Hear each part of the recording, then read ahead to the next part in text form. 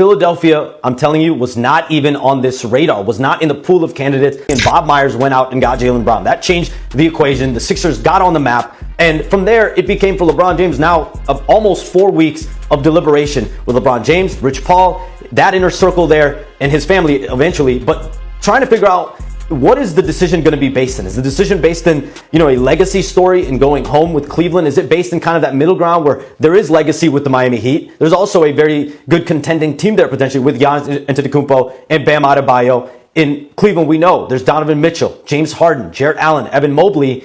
But he really had to sit with it and figure out, what does it look like going to Philadelphia? Are you going to live in Philly? Are you going to live in New York? Where are you going to live? What are your living conditions going to be there? Do you want to play with these players? We know, over the last year, there was a back and forth with Jaylen Brown and LeBron James. They seem to have patched it up in their public comments. And I know those two sides have had some level of communication, whether it's Jaylen Brown to Rich Paul, or in some form or fashion, there being communication between all of those sides. And so LeBron James was able to make a decision literally based in figuring out where he feels like he has the best chance to win a championship and compete at a high level. And so today's decision, if anything, is LeBron James making it clear that he wants to go play his 24th and potentially 25th season in Philadelphia because he believes the Sixers have a better chance to win a championship than the Cavaliers and the Miami Heat. We'll see how it goes. But listen, that starting five, my phone is blowing up with people stunned about this decision for LeBron James, because you look at that starting five, it's going to be as formidable, if not the most formidable starting five in the NBA. I got to say, in the last few days, LeBron kept having conversations with some of Philly's players. Joel Embiid obviously was a key conversation, and I don't think Philly really loved their positioning in the running with a few days ago. They had made their pitch. Their big pitch was trading for Jaylen Brown, but LeBron kept reaching out to the 76ers players, and it gave them hope that they were still involved. And really, as of yesterday, I really don't think anybody had any insight as to where LeBron was going. I would be interested to hear from LeBron at some point when he made up his mind here. But this is a decision, as Shams was saying, that I think is really based in winning the 2027 NBA championship. It's not, I know that, it was nebulous saying about happiness, but this is the team that he believes that him joining can do that. I think you could make a case for Cleveland, you make a case for Miami, but the 76ers had two enormous things going for them in this situation. Number one, they had Tyrese Maxey, a clutch client who is a star player. I can't say that enough. LeBron's comfort level and connection with Tyrese Maxey going back to when he was in college, to when he joined, that is a factor here. Cleveland did not have that. Miami did not have that. Draymond Green was recruiting him to Golden State, but they're in the Western Conference and there's complications there. The Warriors wouldn't have been that sort of instant championship contender. The fact that there's a clutch client at the centerpiece of this team and the championship contender, I believe those two things intersecting. Plus, LeBron trusted the management. He trusts, I'm sure, Bob Myers, immense respect there. He trusts Mike Gansey, somebody he's known since high school. I think all of those things gave Philly a chance. Philly had some things going against them. They weren't home. They weren't Miami. They weren't Cleveland. They weren't Golden State. But what they had going for them ended up being the difference. I like it. And here's the reason I don't love it, because he didn't need this experience to learn from and grow from.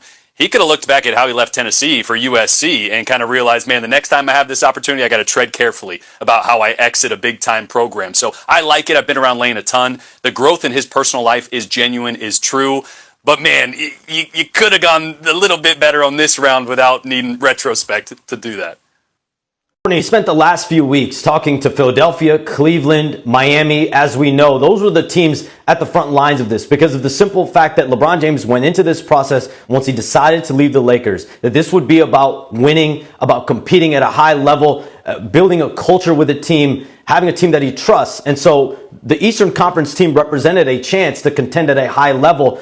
The Warriors were also considered, of course. The Minnesota Timberwolves were considered heavily as well. But this clearly for LeBron James, he looked at the rosters in Philadelphia after the Jaylen Brown trade. Remember, guys, like Stephen A. Courtney, the Sixers were not even in the picture, were not on the map until Bob Myers and Mike Gansey went out there and traded for Jaylen Brown. So you have Tyrese Maxey, you have VJ Edgecombe, you have Jaylen Brown and Joel Embiid. So LeBron James looked at that roster. He looked at the Cavaliers roster. He looked at the Heat roster, and he is choosing the Philadelphia 76ers for a historic 24th season, but he's signing a 2-year deal, a player option for a potential 25th season. So the Sixers and LeBron James are going into this that he could very well play a historic record 25th season. And this is about Bob Myers and Mike Gansey and a slew of their players, from Tyrese Maxey, Jaylen Brown, Joel Embiid, all calling LeBron James, having relationships with LeBron James, specifically Tyrese Maxey, and selling them on that vision that it was about winning. And so LeBron James made a decision today that he believes the Sixers are best positioned to go out there and win a championship. And so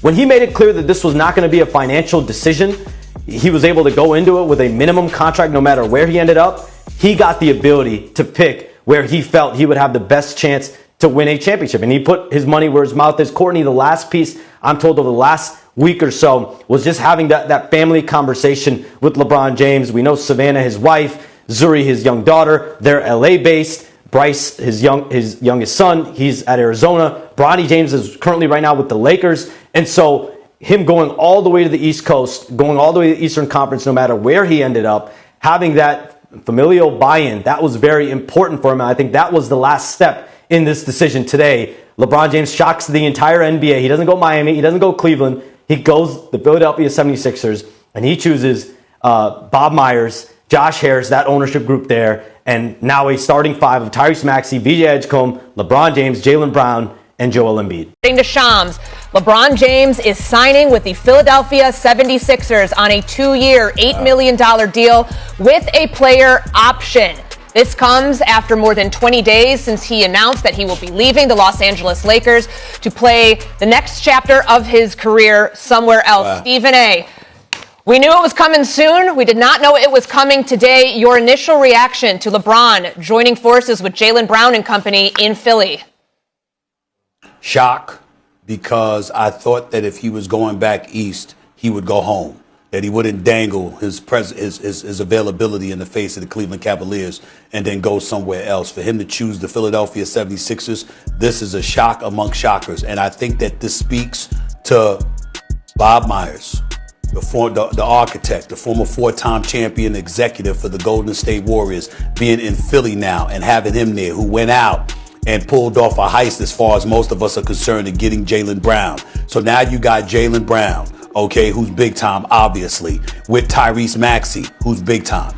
You got him with VJ Edgecombe, who shined as a rookie and's got tremendous potential. And now you're looking at it, if Joel Embiid is 50%, I mean, if he can give you anything during the playoffs, the Philadelphia 76ers could win the championship. I think this right here puts the Philadelphia 76ers right there with the New York Knicks as the favorites in the Eastern Conference to come out of the East and represent the Eastern Conference in the NBA Finals. That's how big this move is, because LeBron is a savant. His basketball IQ is off the charts. And you combine that with the greatness of a Jaylen Brown and a Tyrese Maxey, with the leadership that Bob Myers has emanating from above as the executive for this team. I don't think there's any question. The Philadelphia 76ers, I'm shocked by this.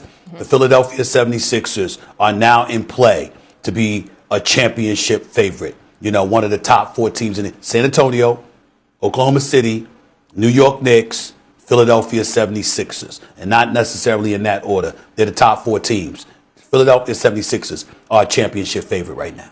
Who is the team to beat in the AFC West this season? I'm buying stock in the Los Angeles Chargers. Okay. And there's a lot of reason for that. They have Harbaugh coming in there, and I think he's done a great job of establishing this organization, back-to-back 11-win seasons. But the question is down to the quarterback. Can you get the most out of this very, very talented quarterback, which they have not been able to do? Enter Mike McDaniels as an offensive coordinator. Mike McDaniel, no S, I apologize. So Mike McDaniel as an offensive coordinator, I think, is going to help him reach his full potential as a quarterback for a number of reasons. Mike McDaniel is known for that Shanahan offense, which everybody kind of relates to like the passing game. Yeah. But it is actually a fully rushing offense. And Mike McDaniel might be the best of that entire tree when it comes to the run game. Some things that have super been lacking as it pertains to the Los Angeles Chargers offense. So what that does is it establishes the run game, which makes everything Justin Herbert does on the back end way easier. More clear pictures for him earlier in the offense, more clear decision-making, get to this person, to that person, all rooted in that outside zone run scheme. Last thing I'll say for Mike McDaniel, when he was with the Dolphins, over 8,000 yards rushing in 4 years, which was 4th in the NFL. When he was the coordinator with the 49ers, there was over 8,500 yards rushing, which was 5th in the NFL. If you have that kind of a running game with the Los Angeles Chargers, with that defense, with Harbaugh, who has been to a Super Bowl, won a national title as a college coach, and you have Justin Herbert even get close to his potential, which is much higher than Tua Tagovailoa, who threw for 4,600 yards and 29 TDs under Mike McDaniel, you have real Super Bowl contention in LA and not with the Rams, with the Chargers.